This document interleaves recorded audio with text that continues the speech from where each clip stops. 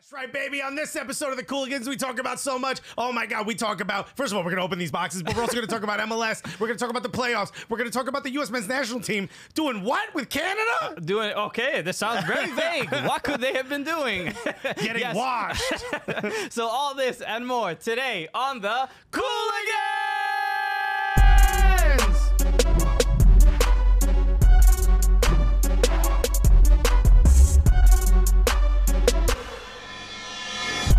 Yeah, baby! Whoa!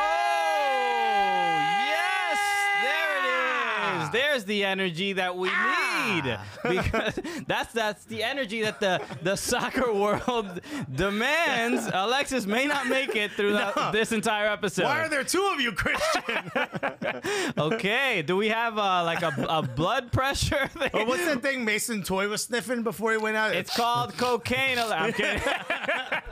He is from Essex County. No, it's you gotta watch out. Is it what is it? Sniffing salt, right? Smelling salt. Sniffing salt. I It's a little sniff nicer. salt. Guys, can we get a scratch and sniff over here for the players about to play an important game? I'm not usually sniffing salt or smelling salt. I eat salt. That's all I know how to do with it. That's that stuff that they used to wake up people before concussion protocols. They were just like, oh man, that guy got hit by a truck. Put some salt in front of his nose. Let's get him He's up. good. He's fine. Back on the floor. Hello, everybody. Welcome to the show. Before we don't even introduce ourselves before we start making jokes about concussions. We riff before we introduce ourselves. Hello, my name is Christian Polanco. That's right. I'm Alexis Guerrero. All right, we are your favorite stand-up comedians out here. We better be. In New York City with the funniest soccer television show that you've ever seen. That's right. And it's not just that. It also happens to be the gulliest soccer television show. Okay. I know most of you who watch are like, wait a minute, you guys talk about soccer? Eventually. We get there. All right, slow down. You get to work right when you show up? Nah. So we're excited. And why doesn't the McFlurry machine ever work? Sorry, I know y'all switch cameras, but why doesn't the McFlurry machine ever work? It's you know what? That is a big concern. They're doing it on purpose because they don't want to make the McFlurries. I'm on to you. You think? Wait, do you think the employees damage the? No, I just think they put the cup over it. So, like, that's all you do is you put a cup. Oh, it's broken. You ever see that at a bar? They put the cup over the tap, and like, oh, sorry. Okay, all right. Well, yes, I think you're saving it. A soccer show, I promise. Welcome to the show. So there's too much to discuss, especially because the MLS playoffs, the round one just ended. Would you say that so far it's been wild lit? Or you think it's reached that level? Is it wild lit or wild litty? Yeah, I think it's both. I think it might be both. Yeah. It has been absolutely insane. Like, I know everyone's like, oh, then teams don't take it seriously, the regular season because of the playoffs. Well, no. If it's going to be like this. Yeah, I'm fine with it. Then okay. Oh, absolute bedlam? Yeah, I'm cool with it. Just no rules whatsoever. Just, 18-goal thrillers every game. You know what? I'll live with it. The only thing missing is one coach putting like a headless horse, like a horse's head in another coach's bed. It's the only thing missing from the MLS playoffs. Just some real ominous Halloween, Yeah. Just your mascot's head with blood dripping off the bottom of it. No, Fang, no! Why'd you do this to Fang? Anyway, yes, there's so much to discuss, and we'll get through it throughout this show. But we do have a couple things going on today. First, we do have some unboxings to do, right? Because it's Alexis's favorite segment. It's the only reason to start a podcast, okay? If you want free stuff and eventually a television show, just pick up some microphones in your kitchen, find a Dominican who's willing to work twice as hard as you, and just start talking about whatever it is you love. Yes. When you look at the Cooligans business plan, that's it right there. It was that. It was written in Sharpie, okay, on the back of a box that had nothing in it originally. And I said, one day there will be free stuff in this box. Okay, so that's our come up story. You know, when the documentary of the Cooligans is made, it will be in a box. Yeah, 100%. We're gonna unbox our own behind the music. So before we open the boxes, I do want to. Can you grab that scarf, Alexis, that we just received today? Because how beautiful is this? This is awesome. This is from San Francisco City, right? Yeah, San Francisco FC. San Francisco City FC. Exactly. SFCFC. That's At no point did they decide to buy a vowel. They're like, we got a lot of consonants. We'll be all right. Look at this. Beautiful. But this is amazing. We got this from a Gully Squad member, a fan, friend, Jaron, right, who is in here. He's in this room. He's in the room. Make a noise, Jaron. Hey! Nice in the dark where he belongs. Yeah, that's right. That's our... You stay there. Okay, we'll let you out of your cage at one point. Yeah. So thank you for being here. It's really cool. This is our first audience member watching the show on Fubo Sports. So this is really cool. And if you want to be an audience member, you just Venmo us $50, and we'll figure out a way. We'll be like, no, we just let our fans do it for free. It's everyone in the studio, but we know we're getting paid. Let's get to this. So thank you, Jaron, for that, and let's open some of these boxes. Yeah, I'll take this one. You get that one. Yeah. This one, okay. I see. Well, let's see who this is from. Ooh. Okay, this is a hat. First of all, you guys kick ass. Aw. Coming from the whole, I'm not going to say who it's from, group here in the office. We really appreciate how much you guys went above and beyond for us at House of Soccer. This is from ICC. Oh, okay. Yeah. On that note, we wouldn't go any longer without officially congratulating you guys on your historic deal with Fubo Sports Network. What's up? Right? I believe it's this that we're talking about. Not bad. Such a huge win for the sport to see it growing in awesome ways, like having two dedicated comedians building an entirely new fan base while speaking to the guys and gals that actually know what they're talking about, especially more than we know what we're talking about. That's amazing. So hope you enjoy this little package we pulled together in your honor. Keep doing what you guys are doing. Obviously, it's working. Don't forget us when you hit the big time. Aw, we already did. Yeah. Who? I forgot. Oh, look at this. It's like an actual little okay, box. so I'll just show this. This is a hat. We got two hats from Fishtown FC. Oh, that's the new F hat, right? Yeah, look at that. Just F for, you know what that means. Okay. That's right. Food, baby. F is for Fubo. There we go. Let's do it. They sent us a big, this sticker's too big for my laptop. This is a sticker. I'm not making that up. It's actually a sticker. This is just way too big for the laptop. Yeah, we might have to put this on the wall if you pay us the advertiser fee. I think that's a sticker for like an iMac from 1998. It's the first one. Yeah, we'll put that on the server. Thanks so much. Look at all these dope scarves. Thank you. Yes, if you guys didn't see, we did go to the ICC match, which was between Fiorentina and Arsenal out in Charlotte. We interviewed a couple Arsenal players. We got retweeted by the new homie Aubameyang. Yeah, Mark Aubameyang. So that was dope. Right? All right, we got thumbs down back there. That's why you're not on camera. So, yeah, and if you haven't seen our interview with Megan Rapinoe or with the Arsenal players, you can go to our YouTube channel. Wow, you thumbs down Megan Rapinoe as well? No, I'm kidding. How dare he? Oh, that's right. La Liga North America is also in there as a part of part of this. So check out La Liga and let's see what's in the box. I mean, this is. You remember when you ever watch like sitcoms on TV and the box would be gift wrap, but they just open the top, like the top would also be gift wrap. Okay. Do you remember? You know what I'm talking about? I don't know what you're talking about. Like they wouldn't take off the gift wrap. Like the top would be gift wrap, and they would take it off.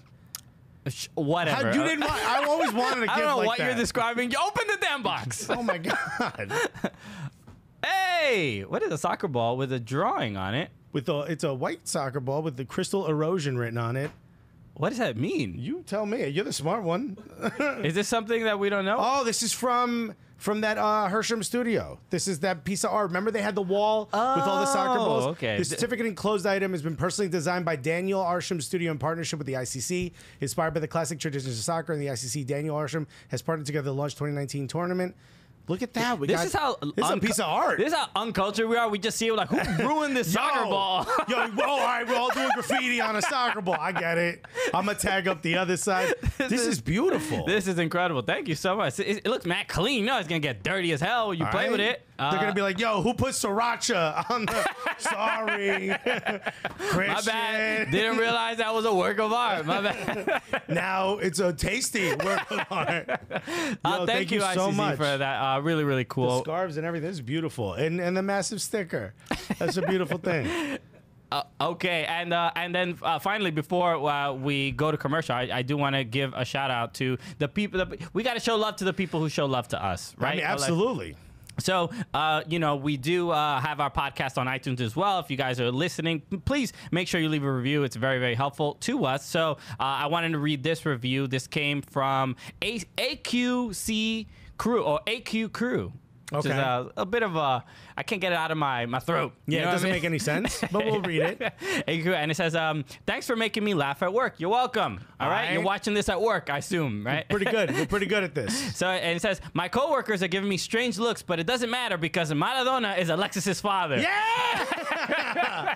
We solved the crime of the century. You know, it's making people happy. Yeah. And it's like, they might be, you know, slacking off at work, but when people say, like, hey, what are you doing? It's like, hey, but have you heard that Diego Maradona is Alexis Guerrero's father? We should do a segment where I call my mother on speakerphone and I ask her if she's ever met Diego Maradona. Okay. This about 26 years ago, roughly, give or take. Yeah. I see it. Or maybe you carry the one. Who knows? But we should do that, and then you can hear her curse at me in Spanish. Yes, I have met your mom, and I know that this segment will go very, very wrong if we do that. Did she not? She apologized to you, right? For you having to deal with me. Yes, which most people in your life do that. My wife did the same thing. But she did. She did say that she this is what she apologized for. She said that she was sorry that she had never seen you perform live. She apologized to me through you.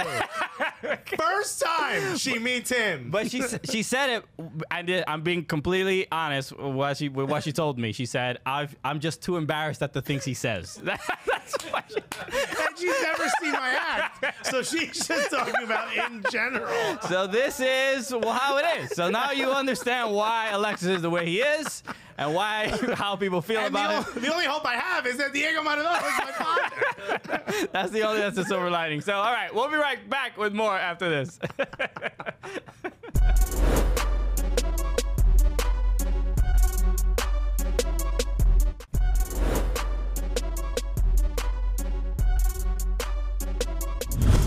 Yeah, baby, we're back. Okay, so we have to get right into the MLS playoffs. The MLS Cup playoffs this weekend were absolutely insane. Where none of it made sense. Well, I mean, some of it made sense. No, I mean just how crazy. I mean, the only game that was boring kind of was Atlanta, New England. Maybe. Yeah, I guess so. It was the only one. Any other game? No. So I mean, that means what I said is true. But I wouldn't say that. I wouldn't call it boring. That's the main thing. I mean, it wasn't boring because ridiculous things happened. Michael Parkhurst's shoulder came out of his damn socket. Oh, they tried to put it back in. They tried to put it back in. Why? This is a soccer game. I've never seen it. I didn't expect that. When a streaker goes on the field, they turn the cameras away. That guy's shoulder completely falls apart, and you zoom in. What is happening? They're really titties, God forbid. But a man's shoulder falling apart like a piece of IKEA furniture when you move it from slightly left to the right, and all of a sudden we're all in up close. Yeah, they were very it was a little too close for comfort. But nonetheless, it was entertaining, and I think the fact that even you can have these 1-0 games, and because it's one and done, and there's so much riding on these games, every pass is nerve-wracking. Yeah, they're not going back to the home and away. No, there's absolutely no reason to. Cannot go back to that. You can't do that after you gave me this. This is too good. You gave me a taste. No, you can't do it. The home and away was, I like the idea of it. It's a very Champions League-y, you know what I mean? Home and away. We don't need it. One and done. Yeah, single game elimination. Yo, it is wild. Yeah, the goal in this game came from Franco Escobar, who only scores in the playoffs. Occasionally in the regular season, but there seems to be something. The last playoff goal that he did score was in the MLS Cup final, and it was a very similar goal. It's just like he's like this dude that's always in the right place at the right time. He's also very smart about if he sees the space, he's like, I should probably do a late run into that space. Sure. It seems to work. It's the Lampard rules. Yeah, that's it, man. But overall, this game, you expected this result for Atlanta United. Yeah. This was one of the games where you're like, if New England goes into Mercedes-Benz and ends up winning, it would just been insane. Nobody would have expected that. Wouldn't that have made you angrier about Bruce Arena's failure at Trinidad and Tobago? You know what I mean? If they had won that If they game? had won. And, like, you can go there and win, but you couldn't. It would have made me angry. No, look, no matter what happens, I'm going to be angry. Alexis, when are you going to let go? Have we just met? Nice to meet you. I'm Alexis Guerrero. This is going to be a fun trip we're going to go on here. So I never let go. You hold on to a grudge forever until it kills you before it kills the person you're mad at. Don't you know those are the rules? I'm learning. All right. Come on. High blood pressure, baby. Get it. Okay. That's a good commercial for high blood pressure, I guess. I think the things that stood out for, at least for the Revolution, Gustavo Bo didn't have a great game. Carlos Gil didn't have a great game. Right. I thought Gustavo Bo had a few too many turnovers. It felt like one of those games where, similar to like when you watch Christian Pulisic play on the men's national team, where he's like, all right, I'm the best here. Give me the ball. I'm going to do everything. Yeah. And then I turn it over 12 times. Yeah. Also, why am I completely surrounded by other people? This isn't fair. When I said give me the ball, I meant because I was by myself. Now all of a sudden I gotta. Yeah, it's not cool. I think here's the other thing. I think it seemed to me like New England was like, we don't need players in the midfield. 4 of you defend, the other 4 of you wait for the ball to try to score, and then hopefully something happens where we get the ball. Yeah, it wasn't their best game, and in the form that New England has been in recently, you would have they needed one of those good games in this one. I'll also say I was so shocked at how Bruce Arena, of all the people that I thought would be able to sort of take apart what DeBauer is doing and offer up some type of something that confuses them or takes out one specific player. It seems like Bruce Arena just sat back and was hoping that things would kind of get a little messy. You know what I mean? And his team would be able to score. It didn't seem like he came tactically prepared to take on Frank DeBauer's team. I think he was like, let them try to do what we're going to do, but we're going to have so many players forward that will score. Yeah, but how many teams go into the Mercedes-Benz and away teams, and have a good game? Like, it's very rare. I'm not saying you go out there try to beat them at their own game. I'm saying they nothing. I didn't see anything tactically that was like, oh, that was planned. They were just like, it wasn't good enough, do. but also Atlanta's the better team, so it's not too much of a surprise. Next game we have to talk about is Atlanta against FC Dallas against Seattle Sounders. Seattle Sounders. What an absolutely incredible game. Unbelievable game. Where this is another one where you sort of didn't know what Dallas was exactly going to bring. They weren't New England Revolution, right? They're also the 7th seed. Mm-hmm. Right, I believe the 7th seed, right? They clearly the better team between the two, but the sort of the energy that FC Dallas came with, especially after I believe they were 2-0 down, was to come back. Was incredible. And also, these are kids. Don't forget, FC Dallas is literally filled with academy players. These are mostly kids, and they're coming back against a very seasoned team in their own house. Yeah, in the playoffs. That's huge. If you're Luchi Gonzalez, you've done an incredible job. Reggie Cannon with the playing first the goal. Wing. Playing the wing. I don't know. They're like, hey, you know what? Play wherever you want. Reggie, pick a space.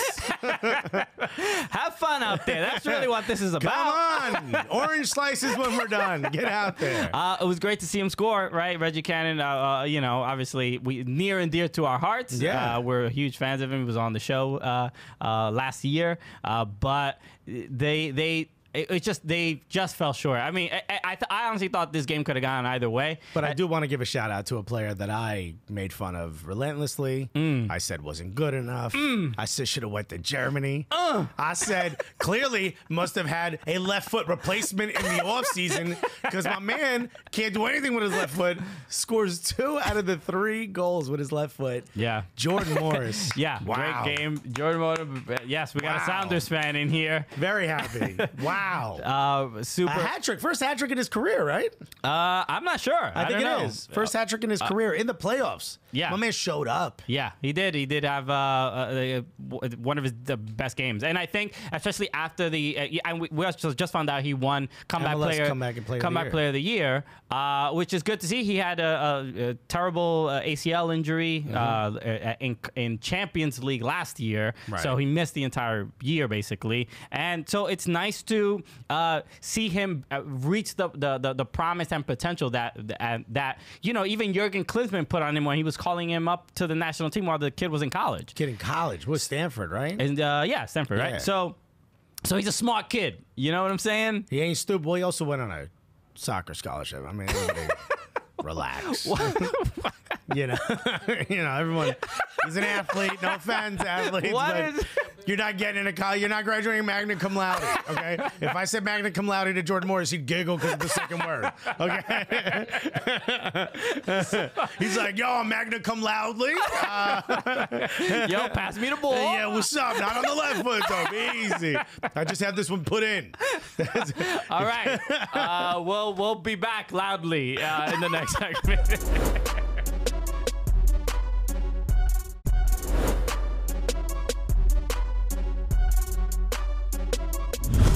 Okay, welcome back. So there's a couple more games that we have to discuss because there was a lot of insanity. Also, we have to say goodbye to Wayne Rooney. Wayne Rooney's done in Major League Soccer. It was ... his last game. Shouts to Colin Rooney. It was ... the way he wanted to go out. Yeah. Yo, I'm gonna miss Colleen the most. I'm gonna say that. You know what? I think she kind of stole the spotlight there in the end. Yeah, you make it hot. I'll tell you this much: she didn't give up 4 goals in the last 3 seconds of a game. Unfortunate. DC United loses to Toronto FC 5-1. Obviously, I think Wayne Rooney's contract said only 90 minutes, and he was like, y'all gonna have to do the rest on your own. You're gonna have to play a man down. Yeah, right? I gotta catch a flight to Sheffield. Your boy gotta go. My heart's not in it anymore. Sorry, bro. So no, man. Unfortunate for DC United. Obviously, that wasn't the way they wanted to go. But Toronto was unreal, especially in extra time. They tied the game late. Which was incredible from DC United because they were struggling to find that goal. They were struggling to find goals almost like the last third of the season. So the fact that they made it this far, I think, is still impressive. It still goes to show how strongly they started the season. But, Toronto, I don't even think are that strong of a team. At home, they're pretty good at home. They haven't been, especially when Josie and Michael Bradley made the decision to not take the international call up because they were in that they wanted to make sure they got under, in the playoffs, they were beneath the line. Was the right decision, right? Yeah, they got their team in some good form and a home playoff game, and they played well. I mean, look, in that extra time, I don't know what happened to DC United. They just to give up capitulated 4 goals. They like to say. To give up 4 goals, they gave up 3 goals in the first extra time. It was what? Oh no, they gave up 4 goals in the first extra time. Osorio and Nick De Leon goals that killed them. Because there's no coming back from that. Yeah, but that Nick De Leon goal, oh boy. He scores bangers for a while now. He almost scored another banger before that Bill Hamid had stopped. But it was, if you saw the post-game conference, the interview, that was his old team, right? Yeah. And DC United, I believe, I don't know the exact story, but I don't think they wanted to pick up his contract. And he had been with the team for 7 years. He was talking mad Toronto slang. He was like, y'all waste youths. Wallahi. Okay. Y'all waste youths. Eating poutine, like he being mad disrespectful. He is very not DC anymore. Wow, he's putting mumbo sauce on his poutine. What up now? But they asked him like, how did it feel to score against your old team? And this is how you know how the negotiations went when the way players answer that question. Right. But he was like, it felt real good, you know? Yeah. Oh. He was like, mother's milk. I'm like, okay. Damn. Says it all, because usually during the negotiations and after, they'll never say anything. Right, of course They don't want to burn any bridges, but once they score on the team, they're like, that organization is trash. Like in England, sometimes a player score against their old team and they'll put their hands up like, I'm not celebrating. In America, they're like, this is what you're missing. Where did I get this flair from? I don't know. Why don't you take that, Tim, and shove it? I think the conclusion here is how kind of disappointing it was for Wayne Rooney's time in MLS. It really wasn't. I mean, look, had its moments. It had its moments. I would say it christened Audi Field. Okay. And that's all that happened. All right. And then the Colleen thing happened. Like, that's it. That's the timeline. No, man. Those, the screamers for or the shots the from chase like back. Lucho Costa also was like nowhere to be found. That guy's clearly off the team. Yeah, I don't know. Rooney's gone. It's just DC United towards the from an organizational level, we're having issues. It's having a very DC moment. Yeah. We're gonna start calling it the Ben Olsen administration. Okay, so next up, let's talk about RSL against the Portland Timbers. RSL wins this game 2-1 in a great game. It's tough to play out there in the riot. The Timbers tried their best, but look, RSL played well. All of this is on why was Diego Valeri not? So I know he was injured. I'd rather have him in there for as long as possible. Who's the kid who they brought in? Polo? You ever heard of this guy? Andy Polo, yeah. You know Andy Polo? I know Andy Polo. I thought they took somebody out of the stands. Did they do a scratch off? How did my man? No, I believe he's Costa Rican. Andy Polo, he's a good player. Yeah, I don't think he scored one goal. I think he's not Valeri, I know that, but I'm just saying. Well, then, I mean, you couldn't. It was a bad look. Yes, if you win, it's the right decision. If you lose, it's the wrong decision. That's just how it is. I think it's the wrong decision no matter what. And I think Valeri's gone, right? I don't think Valeri's coming back. He hasn't re-signed. Higuain's also gone. Higuain, yeah. Imagine the both of them in the same midfield. Montreal, only team who would do that. I mean, would they be able to play defense? Would they retract back? They're slow. Who cares? They're old Argentinian men. Think of the mate. But Dairon Five best scoring his goal as he does in the playoffs. But there was a huge moment that went kind of viral. Steve Clark with the save from I forgot his first name, Herrera. But Herrera gets Steve Clark chases the ball down, clears it, and you would hope that one of a Portland Timbers defender would see that there's an open net and be like, all right, I'll just score here. No, but we'll be like, let me look out for my keeper. Why don't I run back here? Because that's my homie. Right. But no, nobody did that. No. And Herrera has a clear opportunity, and Herrera strike. also kind of like looked around like, none of y'all gonna do anything right here? All right. Okay, and this is the playoffs, but whatever. A single game elimination. I don't know the rules anymore. It's like you reach for a cop's gun. He's like, go ahead, grab it. Go ahead, play with it a little bit. You're like, is it a trap?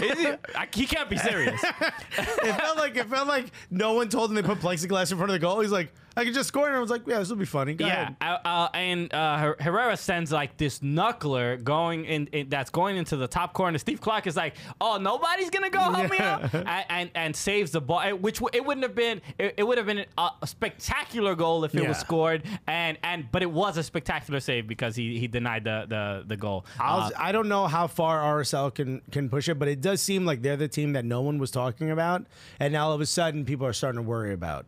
Yeah. Okay, and then we have to talk about Philadelphia and the New York Red Bulls. Wow, what a game! This is what playoff soccer is all about. This is one of the greatest MLS games I've ever seen in my life. This and the Seattle game together, back to back, heart attacks left and right. This was insane, and obviously for Philadelphia Union fans, there was ridiculous heartbreak. Andre Blake dropping the ball and making these mistakes.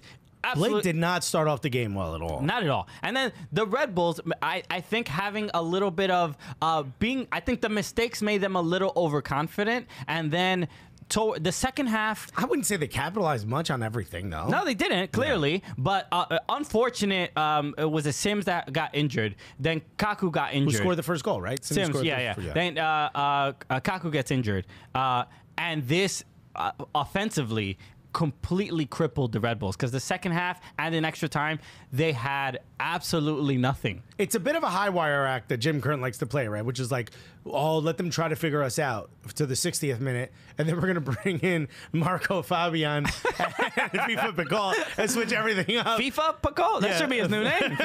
Sorry, Fafa Pacol. FIFA Pacol. FIFA Pacol. Better name. I think you're welcome. Pacol family.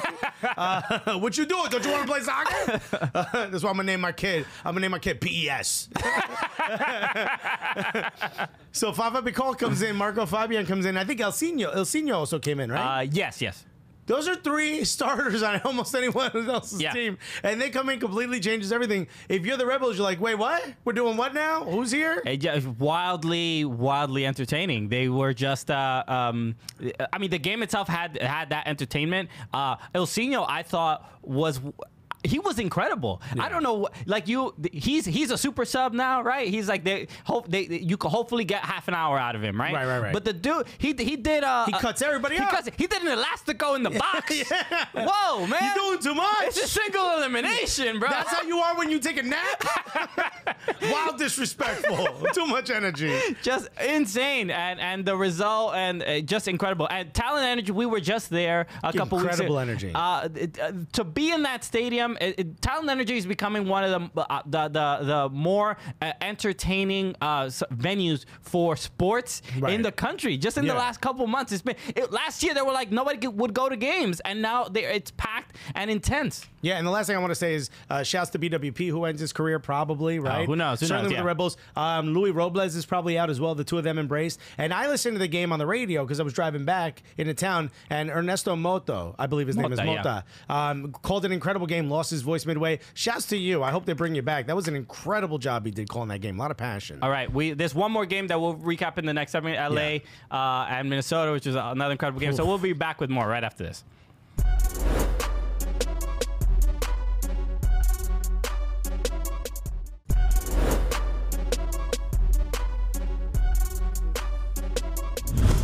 Yeah, baby, we are back. We got one more playoff game to talk about. Because the Los Angeles Galaxy go over to Allianz Field. And by the way, no home team has lost yet, so you're like, uh-oh. Yeah. They're looking like Minnesota time. Sure.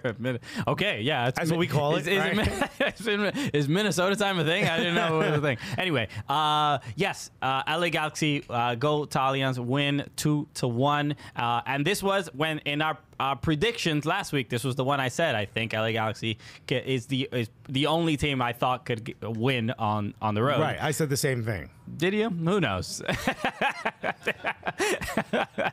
Although Matt Doyle said Minnesota was going to win MLS Cup, so okay. Well, as long as I end up looking a little bit smarter than Matt Doyle, I think I've done pretty good. Yeah, you only said San Jose was going to win MLS Cup, which is probably... but that was like 3 months ago. Give me Who remembers that? Nobody. You got to bring it up. Snitch over here. Oh, I didn't know I was doing a podcast with Tekashi 6ix9ine. I got that makeup covering all my face tattoos. My bad. Witness protection makeup. So, yes, Tekashi 6ix9ine in blackface. That's what he's doing now. That's how he's going to get away. Yeah. That's how he's going to get away. He's going to be insensitive to a whole new group.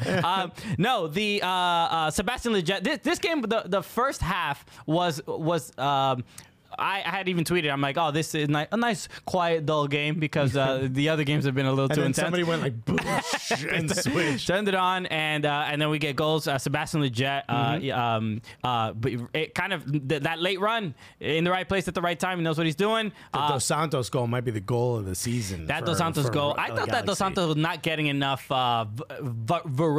virality. Is that a word? What are we doing in an ad for Cialis?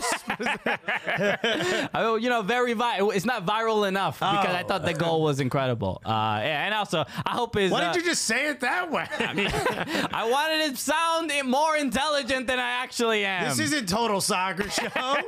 This is Cooligans. So but what ends up happening now? We get El Tráfico in the playoffs. But also, hold on. Look, Grey Goose scored, and we always got to give a shout out when a guy named after liquor scores. Exactly. But yeah, this is the game everybody wanted to see. Yes. In the playoffs, LAFC's never beaten LA Galaxy. LA Galaxy traveled to Bank of California Stadium. Yes. And guess who else is going to travel to Bank of California We are, Stadium? baby! We are! We're going to be there!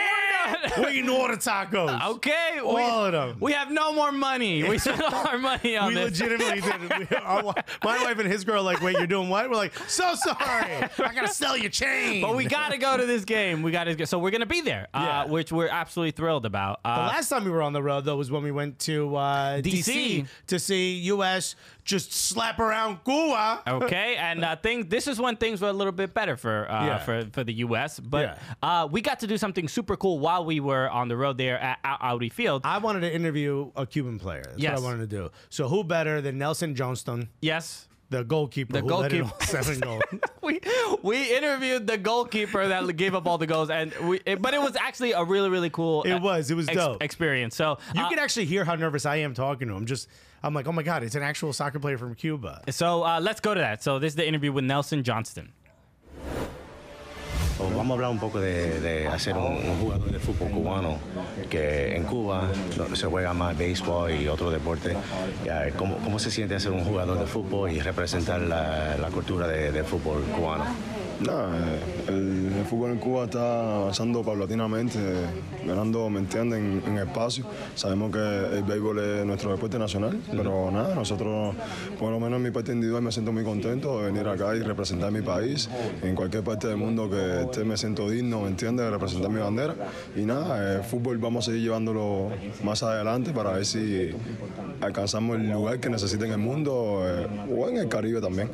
¿Puede hablar un poco de la experiencia que se gana en las competiciones así y qué cree que viene después en el futuro para el juego de fútbol y balompié para Cuba? Sí, hace poco, en julio, tuvimos la Copa de Oro, que fue casualmente acá en Estados Unidos. Ganamos mucha experiencia porque jugamos con un equipo como México, que sabemos que fue campeón de la Copa de Oro, y ahora estamos involucrados en la Liga de Naciones, en la Serie A. Realmente estamos en la cúspide, ¿no?, de CONCACAF. Pero bueno, cada vez que salimos y jugamos contra un equipo de estos, sabemos que seguimos teniendo algunas dificultades, pero nada, trabajando poco a poco y nada, va a salir el resultado si Dios permite. Vamos a trabajar todos los días duro porque el cubano se caracteriza por eso. ¿Qué piensa que la Liga de Naciones puede hacer para el Caribe, para el fútbol en el Caribe? Entonces, y también como yo soy dominicano, ustedes ganaron contra la República Dominicana. Gracias a Dios. ¿Cómo te sentiste después de ese partido? Y también la primera pregunta, ¿qué la Liga de Naciones qué puede hacer para el Caribe? La Liga de Naciones brinda mucha posibilidad de ver a equipos que anteriormente no estaban muy involucrados en estos tipos de competiciones, pero la Liga de Naciones te da esta posibilidad de nosotros, un ejemplo, hacía tiempo que no jugábamos contra Estados Unidos y ahora tenemos la posibilidad, como casualmente también tuvimos la posibilidad de jugar contra Canadá, que son equipos muy, muy fuertes, pero nada, realmente lo que te brinda es eso, que equipos que a lo mejor antes tú decías, un ejemplo, Curazao, y Curazao ahora hoy por hoy está también entre los equipos, ¿me entiendes?, involucrados, y que realmente tú dices, y tienen jugadores que brindan, jugadores que están ahí en la MLS, están jugando en segunda o tercera división en Europa, o sea que vale la pena, esta Liga de Naciones fue una buena idea. Y por lo otro, nada, Dominicana y Cuba es un solo país. Nosotros tuvimos casualmente allá, enfrentamos un partido amistoso con la sede de ellos y se quedó 0-0. Y realmente el fútbol de nosotros es muy similar, ¿ves? Pero ellos tienen su liga, nosotros tenemos la de nosotros, pero siempre va a seguir y va a perdurar la amistad entre nosotros. Y bueno, poco a poco se va a ir demostrando que el fútbol cubano está avanzando. Siempre digo esto porque es una realidad. Es una realidad, no podemos tapar eso con un dedo.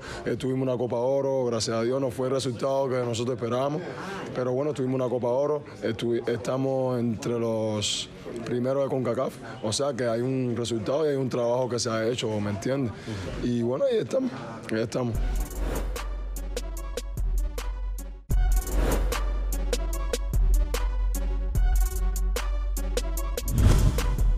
What an honor that was, huh? How cool was that? We got to talk. I got to talk. Well, we both got to talk. Did, yes. I didn't want you to, but you did anyway. But we both got to talk. You know? This isn't your place, Christian. No. We both got to talk to an actual Cuban national team player. And how gracious was he to actually do the interview? Yeah. Having just given up 7 goals and been wildly embarrassed, but the hair stayed in place. And look, if we know anything about Cubans, the hair is important. Why do you think I wear my hats like this? Okay. Yeah, there's a system that he has when it comes to yeah, someone's like, how come none of your hats fit? I'm wearing it like this on purpose, Baba. I want you to see the hair. No, that was cool. Thank you to Nelson Johnston, and I hope the best for his future and his career. Yeah. Hopefully he's not giving up, touchdowns regularly. Leave that man alone. That's all. But yeah, look, all love to Cuba, man. That was super cool and very something unique. A lot of those players were walking past. We were kind of like afraid to ask any of those players because they were all very sad. Yeah. The coach was in pretty good spirits. Like, what do you expect me to do? They're young. He was like, people keep running away from the country. What am I supposed to do? It's kind of true. I don't know what to do. He's like, I can't answer that. But he came up to us. I was like, yo, do you mind talking? And he wanted to say no, but then I think he heard our accents and was like a little bit. And he was like, oh, they clearly don't speak proper Spanish. Yeah, they don't know what the hell they're talking I'm not about. gonna waste my time with them. Also, everyone else is like super professional, and we're just standing there with a phone on a gimbal. Like, you want to talk to us? You know? Clearly, we're not professional in any way, shape, or form. And look, it was a great interview. Yeah, it was. So thank you again. So let's talk about the U.S. Their next game, which was against Canada. Yeah, also went really well, right? Yes, they really, they got revenge for Cuba, right? Yeah. Canada wins 2-0. And really, there's not really, look, there's nothing we're gonna add that hasn't been said already outside of You're trash, B. What's up? Yo, I thought you got 7 against Cuba. What a ridiculous result against Canada. Well, remember I asked, I think it was Zach Steffen or Brad Guzan. I was like, yo, you just won 7-0 against a country clearly not at your level. You think this is too easy? You think you're going to be too relaxed walking into a game against Canada who's clearly going to be up for it against you? And he's like, no, we're focused for everything. Well, why you lying in my face? Yep, that's what. I'm glad we have this platform, a TV show, so Alexis, we can tell soccer players like, "Yo, why you lying? Right to my face, right to my grill, B. You're just spilling nothing but cap."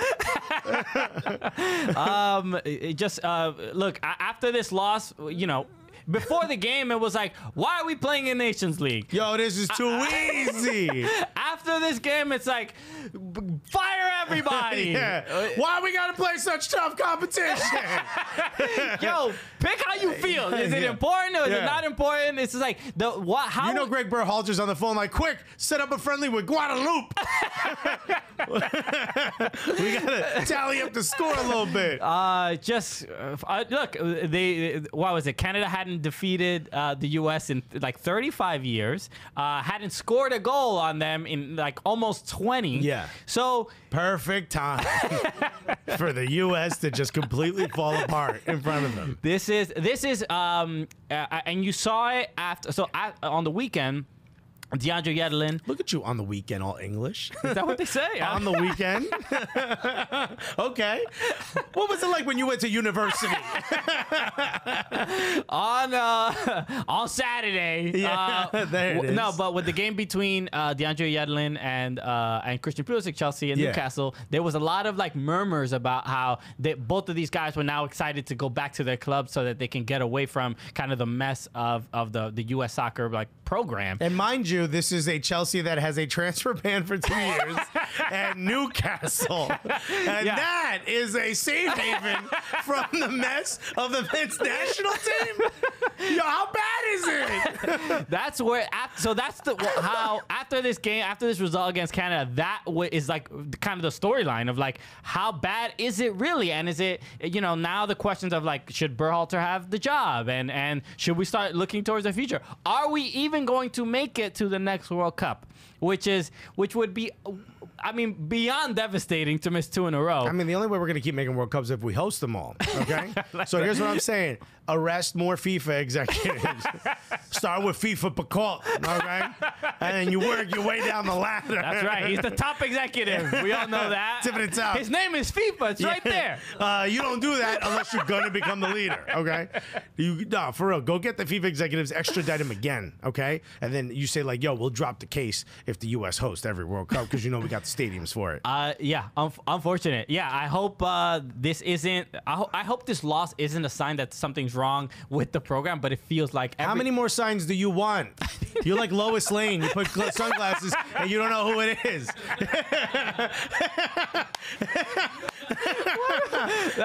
That's really the best like analogy for what's going on with U.S. soccer. We're all like just like, no, it's fine. No, I don't know. I think he's a good reporter. Next game, we'll get him next game. All right, we'll be back with more after this.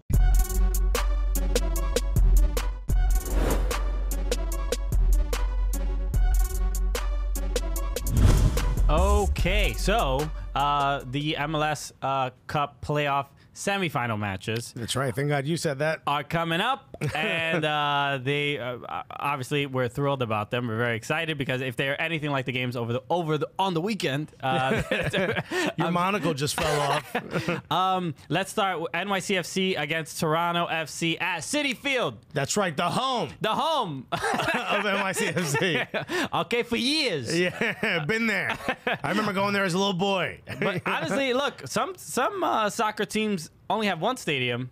NYCFC has this is probably the 5th stadium that they've played in. Also, if we're gonna keep track, 2 baseball stadiums, that's got to count as one soccer specific stadium. Hey, it's not bad. I'm comfortable with that. Makes sense to me. NYCFC against Toronto FC. This was, I think, NYCFC fans probably would have preferred DC United over Toronto. Toronto's in pretty good form. Yeah, but they've got some big name players as well. Yes, and I don't think I don't know if Josie Altidore is healthy enough to play in this game. So that's kind of that main concern. And that was kind of the difference from the last time NYCFC played Toronto FC in the playoffs, where they were absolutely dominated, home and away.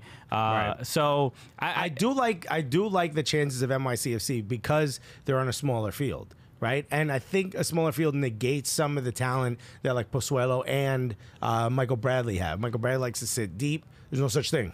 All right, you're sitting in the stands. Yeah, if you want to sit deep, you're going to go get yourself a hot dog while you're at it, okay? And Pozuelo in tight spaces where he doesn't have a lot of chance to be that creative. Toronto hasn't been that dominant at when they play NYCFC at Yankee Stadium. No. So I think go with the home team here. You go with the home team here. I think they have the strongest shot. The only bad thing might be that they haven't played in a few days, weeks at this point, 3 weeks. Correct, but they did have that scrimmage against Chicago Fire. Behind closed doors, which you can't tell if it really happened. Right? If I tell you I worked out behind closed doors, you're going to believe me? I don't think so. Seattle against RSL. Seattle. It's going to be lit. I can't wait to watch this game. It's going to be 7-5. 2 strong teams. It's difficult to not go with the home team here. You got to go Seattle, especially with that 4. If Jordan Morris has a similar game, they got this one. But I don't expect this one to be 4-3 like it was against Riot. The Riot's going to be nice, but you got to go Seattle. They have too many pieces. The Riot? They're playing in Salt Lake. They're not playing in Salt Lake. Yeah, they are. It's Seattle's the higher seed. Why would they play in Salt Lake? The bracket right there says they're playing in Salt Lake. Oh, then the bracket's wrong. Oh, it's in Seattle. It's in Seattle. See? Okay, so then you got to swap those. My bad. Sorry. Okay. Anyway, so next up is Atlanta against Philadelphia. Atlanta, I was hosting this game, Alexis. Yeah. Just so he knows. Who? A great game. I'm excited about this one. And obviously, now that we know Miles Robinson and Michael Parkhurst are not going to be playing, Philly has a real shot here because they're going to send up FIFA Picoult up front, and they're going to give Jeff Lorenz, who's probably going to play center back. P.E.S. Fabian is going to come in the second half. So I think Philadelphia has a real opportunity to win here. What is that? The puncher's chance? A puncher's chance. Yeah. Exactly. So but I wanted to mention this because Joseph Martinez posted a picture on Instagram, and then Andre Blake, who clearly they must be friends, they must be cool, right? They're mad cool. He was like, "I'm ready for you," right? What do you put? Like, "I'm coming for you, homie." No, he goes, I'm coming for you, bro. Watch out. Good luck, my friend." Not bad, right? Very nice sweet. light. My friend. He ended with my friend. My friend. So Joseph Martinez clearly going to answer back in a very respectful, friendly manner. Joseph Martinez responds to this comment. He just goes, "I kill you." That's it. That's a little too intense. I kill you. Joseph, relax Take a little it easy, buddy. Be intense on the pitch, not on the internet. Rivals, not enemies. All right, we'll be right back with more after this.